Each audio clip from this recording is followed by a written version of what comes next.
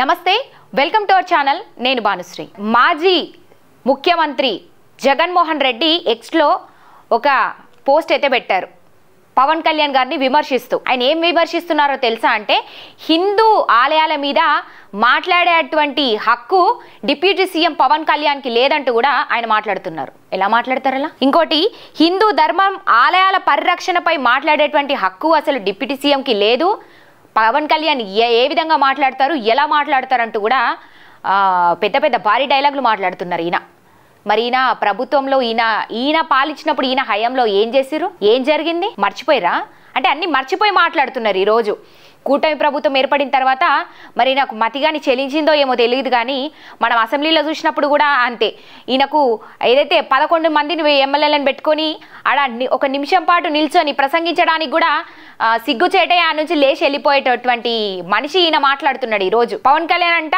ఆలయాల మీద ఏ విధంగా మాట్లాడుతావు హిందూ ధర్మం గురించి అసలు నువ్వు మాట్లాడడానికి నువ్వెవరు నీకు ఎక్కడిది హక్కు డిప్యూటీ సీఎంగా ఉన్న నువ్వు మాట్లాడే హక్కు నీకు లేదంటూ ఈయన మాట్లాడుతున్నారు ఈయన హయాంలో ఈయన పాలనలో జరిగినటువంటి నానా రచ్చ దాని గురించి ఇంకెవరు మాట్లాడదలుచుకోరు ఏం జరిగింది ఈయన పరిపాలించినప్పుడు ఈయన పాలనలో ఎన్ని ఆలయాల ధ్వంసాలు జరిగినాయి రథాన్ని తగలబెట్టేశారు ఆలయాల మీద దోచుకోవడానికి సిద్ధపడ్డది వైసీపీ ప్రభుత్వం ఇవన్నీ మర్చిపోయి ఈరోజు మాట్లాడుతున్నారు హిందూ ఆలయాల కంటే కూడా చర్చిలు ఎక్కువైపోయినాయి అక్కడ చర్చిలలో కూడా చర్చిలో ఉండేటువంటి పాస్టర్లకు కూడా 5,000 10,000 ఇచ్చినటువంటి మనిషిన ఎక్కడి నుంచి వచ్చినాయండి ఆ డబ్బులను ఎక్కడి నుంచి వచ్చినాయి 5,000 10,000 ఇవ్వడానికి ఎక్కడి నుంచి తీసుకొచ్చి ఇచ్చారు వాళ్ళకి మరి హిందూ ఆలయాల మీద ఏనాడు స్పందించలేదే హిందూ ఆలయాలు అక్కడ ధ్వంసం అవుతుంటే ఏనాడు నోరు విప్పి మాట్లాడినటువంటి దాఖలాలు లేవే ఈయనవి మరి రోజు హిందూ ధర్మం గురించి సనాతన ధర్మం గురించి ఇంతలా పోరాడుతున్నటువంటి డిప్యూటీ సీఎం పవన్ కళ్యాణ్ ని ఈ రోజు ఎత్తి చూపి ఎద్దేవా చేస్తూ మాట్లాడుతున్నాడు ఈయన నువ్వెవరు మాట్లాడడానికి అంటారు అసలు దీని గురించి మాట్లాడడానికి ఈయనెవరు ఈయన ప్రభుత్వంలో కాదా ఈయన సీఎం గా ఉన్నప్పుడు కాదా ఆలయాలన్నీ ధ్వంసం అయిపోయి గుళ్ళు కనపడకుండా కనుమరుగైపోయి చర్చిలన్నీ కూడా స్థాపించిన వాళ్ళు ఈయన ప్రభుత్వంలో కాదా ఈయన ప్రభుత్వంలోనే కదా చర్చిలన్నీ స్థాపించుకున్నారు ఇష్టం వచ్చినట్టు విచ్చలవిడిగా మొత్తం ఆంధ్ర రాష్ట్రాన్ని అప్పుల కుప్పగా పెట్టి ఇప్పుడు వెళ్ళిపోయి ఈ రోజు మాట్లాడుతున్నాడు ఈయన పవన్ కళ్యాణ్ అసలు నువ్వు ఎట్లా మాట్లాడతావు అంటూ కూడా ఈయన ఎక్స్లా మండిపడుతున్నాడు అసలు ఈయన ఎందుకు మండిపడుతున్నాడో మరి ఈయనకేమవుతుందో అసలు పవన్ కళ్యాణ్ సనాతన ధర్మం గురించి పోరాడుతుంటే మరి ఈయనకు వచ్చే నష్టమైందో అర్థమైతలేదు ఈయన చేయకపోగా ఈయన మాట్లాడకపోగా మాట్లాడిన వాళ్ళ మీద విమర్శలు చేస్తున్నాడు ఈయన ఆలయాల పట్ల మాకున్నటువంటి చిత్తశుద్ధి కూటమి సర్కార్కు లేదట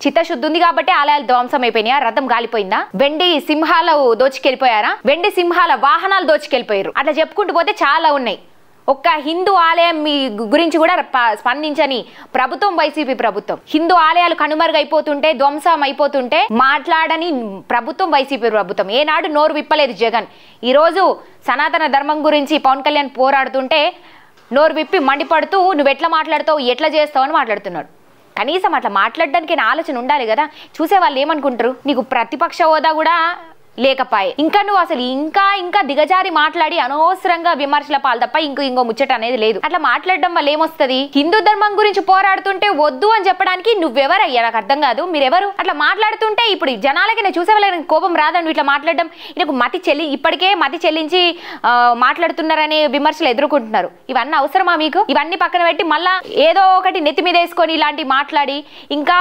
దిగజారడమే తప్ప ఇంకో ముచ్చట లేదు కొంచెమన్నా ఆలోచన చేశాడు జగన్మోహన్ రెడ్డి అంటే ఆలోచన చేయడు చర్చిల మీద చర్చిలని ఒక రేంజ్ లో ప్రతి గ్రామాల్లో చర్చ్ ప్రతి ఊర్లో ఎక్కడ చూసినా చర్చిలు స్థాపించుకుంటూ పోయారు చర్చిని స్థాపించడానికి ఉన్నటువంటి ఇంట్రెస్ట్ హిందూ ఆలయాల మీద లేకపోయా జగన్మోహన్ రెడ్డికి అప్పుడు హిందూ ఆలయం గురించి ఒక్కనాడైనా ఏమైనా చేసినట్టు దాఖలాలు ఉన్నాయా తిరుపతిని అంతా దోచుకున్నారు దుర్గమ్మ గుడి ఆలయంలో ఉన్నటువంటి హుండీ మీద కూడా మీరు ఫండ్స్ కలెక్ట్ చేయడానికి ఇంకా దాని నుంచి ఇంకా ఫండ్స్ ఇంకే విధంగా కలెక్ట్ చేయడానికి సిద్ధపడ్డటువంటి ప్రభుత్వం మీ ప్రభుత్వం ఈ రోజు కూటమి ప్రభుత్వాన్ని ఏలెత్తి చూపుతున్నారు ఇదేమన్నా కొంచెం ఆలోచన నుండి చేస్తున్నారా ఆలోచన లేకుండా చేస్తున్నారా నిజంగానే మనం మతి చెల్లించిందా అని బయట మాట్లాడుకుంటున్నారు అందరూ దానికి ఇంకా నీ మాటలు ఇట్లాంటి తోడైతే ఇంకా నీకు మొత్తమే ఇంకోసారి నువ్వు ఇంకా జనాలలో కూడా కనబడకుండా చేస్తారు ప్రజలు ఇప్పటికే నిన్ను తీసేసిర్రు నువ్వు చేసినటువంటి పనులకు నువ్వు ఎంత పూర్తి ఆంధ్ర రాష్ట్రాన్ని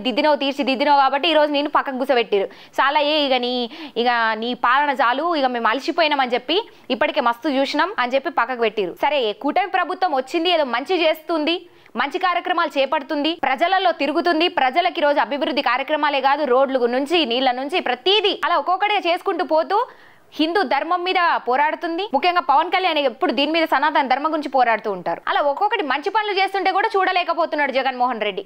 మరి ఎందుకు అర్థమైతలేదు. వైసీపీ హయాంలో ఏది మంచి జరగలేదు, అందరినీ సర్వనాశనం పట్టించి మొత్తం అట తీసుకొచ్చి రోడ్డు మీద ఎత్తేసిరు.